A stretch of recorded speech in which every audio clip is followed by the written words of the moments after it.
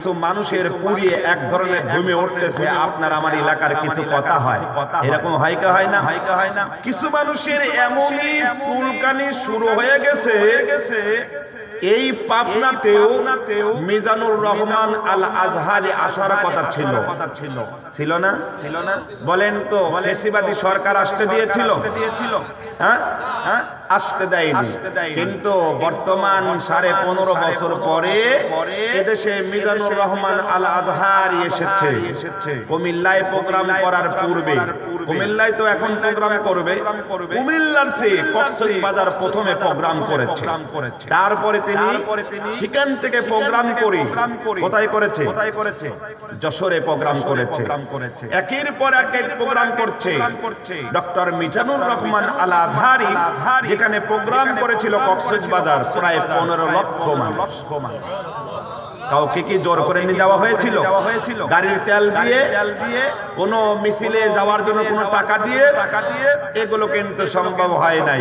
কিন্তু এত আকাশ সঙ্গে ভালোবাসা নেওয়ার পরে যখন যশোরে প্রোগ্রাম করেছে মিজানুর রহমান আল আজহারি সাহেব, 15.5 লক্ষ নয়, সেখানে 25 লক্ষর উপরে এই মুসলমানরা কোরআন তাফসীরের আলোচনা শুনে। সুবহানাল্লাহ বলেন। তিনি একটা কথা বলেছিলেন, বর্তমান নেট যুগে ব্যাপকভাবে ভাইরাল হয়েছে। তিনি বলেছেন, একদল 15.5 বছর খেয়েছে, আবার আরেক দল খাবার জন্য রেডি হয়ে আছে।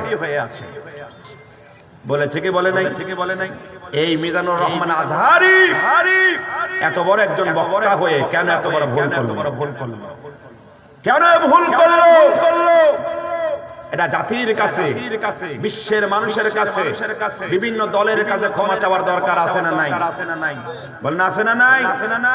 অনেকে বলে আছে, অনেকে বলে নাই। কিন্তু মনে রাখতে হবে প্রিয় ভাইয়েরা, মিজানুর রহমান আল আজহারি তিনি কিন্তু কাউকে কটাক্ষ করে কথাটা বলে না। 15.5 বছর একদল খেয়েছে, আবার আরেক দল খাবার জন্য রেডি হয়ে আছে। বলেন তো, মিজানুর রহমান আল আজহারি এই কথাও তো বলতে পারে জামাত ইসলামও তো ক্ষমতায় যেতে পারে। কথা বলেন না কেন? হ্যাঁ, বাংলাদেশে নিবন্ধনকৃত 50-এর উপরে দল আছে, তাহলে অন্য কোন দলেও বলতে পারে। আপনার আমার এলাকার একটা ভাষা আছে, সেই ভাষাটা হলো এই, যদি বলে কেরে বাসির উপর কেরে, বলে গুড় খাই নাই। কথা বলেন ঠিক কিনা? তার মানে 15.5 বছর একদল খাইছে আর একদল রেডি।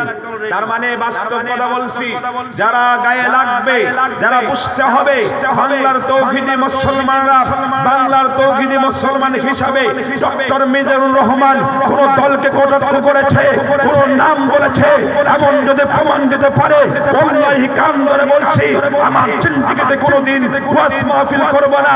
আর যারা দুর্নীতির সঙ্গে জড়িত হবে, বুঝতে হবে তারা যদি ক্ষমতায় যায় নিশ্চয়ই আবার দুর্নীতি করবে। এই জন্যই মিজানুর রহমান আল আজহারির বিরুদ্ধে তারা কথা বলতে চায়। কথা বলেন ঠিক না? জোরে বলেন। আমার প্রিয় ভাইয়েরা, এইগুলো মুসলমানদের কালচার নয়। যদি আমি দুর্নীতি করি আমার গায়ে লাগবে, কিন্তু কোন দলের নাম বলে নাই, তারপরেও তাকে কেন আজকে ব্যঙ্গ করা হচ্ছে, তার নামে বিভিন্ন চিঠি করা হচ্ছে, তার প্রোগ্রাম বন্ধ করার চেষ্টা করা হচ্ছে। কারণ কি?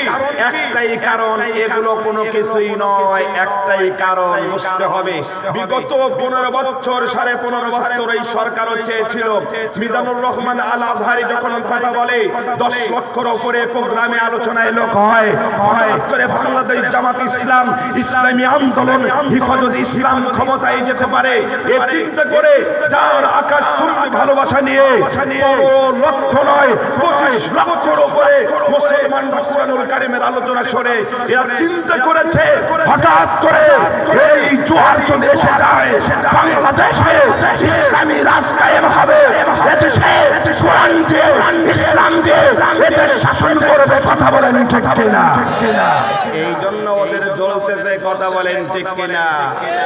জোরে বলেন ঠিক কিনা? কারোর পকেটে কোনো টাকা যাবে না। বাংলাদেশ জামাত ইসলাম ক্ষমতায় গেলে কারোর কোনো পকেটে টাকা যাবে না, কোনো দুর্নীতি হবে না, কোনো অন্যায় হবে না। কিন্তু যারা এই বিভিন্ন সময় দেখেছি, বর্তমানে এমনও দল আছে, সে দলের নাম বললেই অনেকে কষ্ট পায়। এমনও লোক আছে পৃথিবীর মাল নিয়ে মারামারি করতেছে, একই দলের মধ্যে তিনটা গ্রুপ। এরকম কি আছে আপনার এলাকায়? আমার এলাকায় আছে একই দলের মধ্যে তিন গ্রুপ। এ কয় আমার, ও কয় আমার লোক, ও কয় আমার লোক। এক পর্যায়ে গিয়ে এগুলো নিয়ে মারামারি করে। এগুলো তো আপনারা করেন না? আমার প্রিয় ভাইয়ারাম, বুঝতে হবে আল্লাহ রাব্বুল আলামিন এত সুন্দর করে বান্দাকে বানালেন, বান্দাকে ডেকে বললেন, বান্দা তোমার সুন্দর চেহারা দিলাম, রূপ দিলাম, কণ্ঠ দিলাম, কিন্তু দেখেন এখানে যারা আমরা এখানে বসেছি, আল্লাহ রাব্বুল আলামিন কালো মানুষ তৈরি করেছেন, আল্লাহ রাব্বুল আলামিন ফর্সা মানুষ তৈরি করেছেন, আল্লাহ হাত দিয়েছেন, পা দিয়েছেন, আল্লাহ রাব্বুল আলামিন শিক্ষিত বানালেন, আল্লাহ সব ধরনের বানালেন।